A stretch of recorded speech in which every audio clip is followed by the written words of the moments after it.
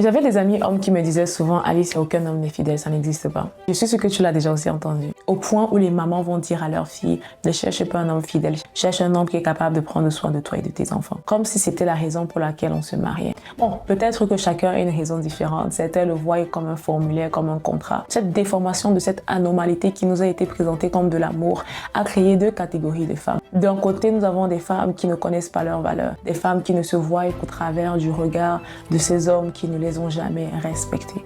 Et de l'autre côté, on a ces femmes qui sont devenues féministes, qui sont devenues extrémistes, qui n'ont plus aucun respect pour l'homme parce qu'en réalité, tout ce qu'elles ont rencontré de l'homme les ont déçues. Mais je crois qu'il y a une autre catégorie de femmes, celles-là qui croient que le véritable amour existe parce qu'il y a aussi une autre catégorie d'hommes, des hommes qui respectent leurs femmes, des hommes qui aiment véritablement, des hommes qui sont capables de déposer leur vie pour leurs épouses et pour leurs enfants, des hommes qui, comme Job, ont fait un pacte avec leurs yeux afin de ne pas pécher contre Dieu. Et à ces hommes-là, je vous encourage, parlez, montrez le bon exemple. Parce que je crois véritablement qu'à force de voir et d'entendre les mauvais témoignages, on pense que ce n'est que ça qui existe. C'est dommage de voir sur les réseaux sociaux des hommes qui ne savent pas respecter la femme. Des hommes qui se cachent derrière leur faiblesse comme excuse de leur manque de gestion de leur libido.